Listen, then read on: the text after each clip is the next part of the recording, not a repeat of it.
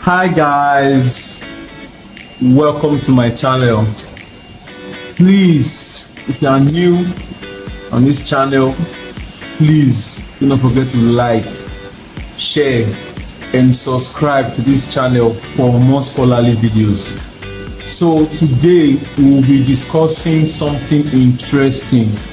Okay, we'll be discussing something interesting. It's something that you might have known or you might not have known. Okay, now this particular discussion is directed to medical laboratory science students and other healthcare professionals. Okay, it's possible that you might have been working in the hospital and you might not have known this. Okay, now for the medical laboratory science, do you know that as a medical laboratory scientist, we do not just dispense samples anyhow in a sample or in sample containers. Now most of times a clinician could ask a patient or could request a patient to carry out more than one analysis. A clinician could actually request a patient to carry out 3, 4 or 5 analyses at a time, and it would actually need you as a medical laboratory scientist or other healthcare professional, okay, working in the hospital to collect the patient's blood sample into various sample containers. Now we don't just collect those samples into the sample containers anyhow. There is what we call order of draw. It's what we call order of draw. You must know which sample container after collecting the blood, you must know which sample container you dispense the blood sample into before the other one. Okay, now in this order of draw, okay, the number one sample container that always comes first, okay, is your blood culture bottle. Your blood culture bottle supersedes every other container due to what? Sterility. Due to sterility, which means that if a clinician, for example, orders or requests a patient to carry out blood culture and other analysis, before dispensing the blood into the other sample containers, you must dispense that blood. Let's say blood culture and other analysis, you must dispense that blood into the blood culture bottle first, so that we don't start seeing contaminations. Okay, during the process of incubation, we'll start seeing contaminations. Okay, now the next sample container that takes the second position is the sodium citrate container. Okay, now we use that for coagulation profile. I did a video earlier on sample containers. You can go back and watch that video, okay, to know the different tests we use different sample containers for. Okay, now we use that sodium citrate for coagulation profile. Okay, so after collecting the blood sample, after the blood culture bottle, you quickly dispense into the sodium citrate container to prevent the blood from coagulating inside your syringe, because time is of essence in coagulation profile.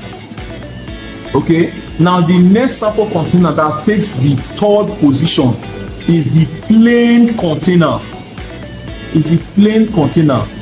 Okay, now you do not want the anticoagulants coming from other containers like EDTA, fluoride oxalate to come and contaminate your plain container, since the plain container has no anticoagulant or preservative. Okay, the only reason why sodium citrate, which is an anticoagulated bottle, is coming before plain container is due to the fact that the sodium citrate container is used for coagulation profile and time is of essence. Okay, so if you are collecting a blood sample from a patient that has a very reduced clotting time, before you dispense in other bottles and come and dispense in sodium citrate container, the blood may have started clotting inside your syringe, and that can give a false result when they are not doing the coagulation profile, or when we are now analyzing the coagulation profile. Okay, now after plain container, the next container that takes the fourth position is the heparin container, the lithium heparin container. Okay, that's the fourth position. Okay, the fifth position is what? The EDTA container, Okay, then the sixth position, the sixth and last position is what? The fluoride oxalate container. Okay, so I have a question here. So let's say a clinician requests a patient, okay, to carry out electrolyte urea and creatinine, okay, full blood count, blood culture, okay, malaria parasite and wider. How would you dispense the blood? You collected the blood. This is maybe a 10 ml syringe. Okay, now how would you dispense the blood? Okay, doctor requested for EU, requested for full blood count, requested for NP, requested for blood culture, requested for wider. How would you actually dispense the blood after collecting it? Now, like I said, using the order of draw, the first bottle that you must dispense in is the blood culture bottle. Now, that is the first bottle you would be dispensing in. Okay, now the next bottle you will be dispensing in is your plain container for wider. It's your plain container. Okay, for what? For wider. Okay, then next you will be dispensing in the lithium heparin bottle, okay, for the EUC.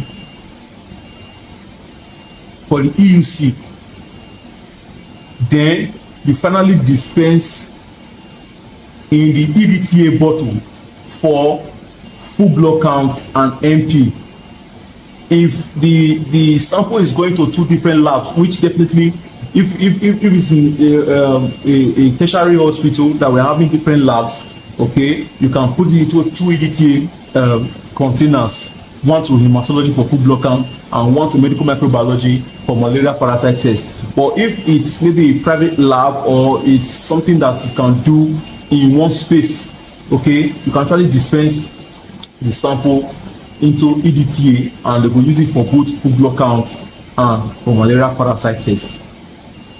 Okay, like I already said before, the reason why we're dispensing into blood culture bottle first is due to sterility. Okay, then next to plain container for wider. We don't want anticoagulants from other bottle to begin to interfere. Since the plain container has no addictive. Then next we dispense into lithium heparin for EUC before EDTA. You don't dispense into EDTA before you not come and dispense lithium heparin, because at the point of dispensing into EDTA, you can mistakenly pick an anticoagulant and dispense into lithium heparin. Then when we are analyzing for EUC, we begin to have firstly increased potassium, we begin to have firstly decreased calcium, we begin to have firstly decreased magnesium. Okay, because you have mistakenly picked. These are what we call pre-analytical errors in medical laboratory science. You have pre-analytical errors. Okay, so we are careful when we dispense samples. Most times when we analyze some certain samples and we are getting results that are not compatible with life, we begin to ask questions, we begin to check where these errors could be coming from. And at the end of the day, when we trace back, we find out that most times the process of dispensing the samples, there were errors there, analytical errors. Some persons will even dispense, for example, into EDTA and turn into lithium heparin. All those things are wrong, because at the end of the day, you'll be giving us issues in the lab, you'll be giving us concerns, because we will be seeing erroneous or results that are not compatible with life, and we'll be like, where is this thing coming from? You don't know that it's due to your error when you were actually collecting or dispensing the samples. Okay, now I have another question. Let's say a clinician, okay, requests a patient to carry out thyroid function test, okay, coagulation profile, lipid profile, and glucose estimation. thyroid function test, coagulation profile, lipid profile, and glucose estimation.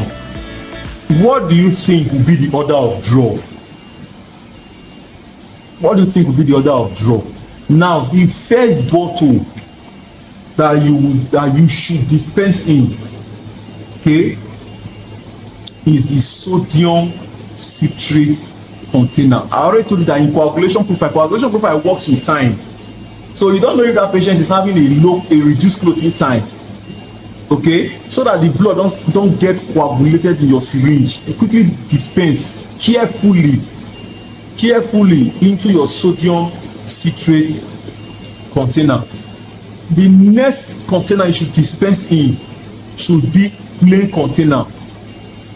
For lipid profile and thyroid function test, you could use serum in clinical chemistry, so you dispense into plain containers. Then finally you now dispense into what? Fluoride oxalate container. Dispense into fluoride oxalate container for glucose. So this is how we dispense, or this is how you should dispense as a healthcare professional. Okay, so medical laboratory science student listening to me right now, okay, we don't just dispense samples anyhow. Okay, a patient just come and you begin to just, after collecting the sample, you begin to dispense anyhow. Don't do that. It's what we call order of draw. That is what I have just explained to you now. Okay, so to save us the pain of most times asking that the patient collect or press of collecting, to save us the pain of collecting another sample from the patient, let us just do well by following the rules. It's not too hard. It's not too hard, because definitely if you don't follow the rules and we are having erroneous results, definitely we ran the sample the first time, it gave us erroneous. We ran the second time, it's giving us erroneous results. Definitely we might release the results. We might release the result. So the doctor seeing it might not be comfortable with that result and may ask the patient to repeat. Most of the time the patient gets to pay another money for that test. So you've wasted the patient's time, you've wasted the patient's money, you've stressed us analyzing the sample due to what? A little mistake that happened while you were collecting the sample. Okay, so I hope I've been able to educate you guys on the order of draw. Okay, so please, if you've not liked, share or subscribe to this channel, please do so to get what? More beautiful and scholarly videos like this. Okay, thank you very much.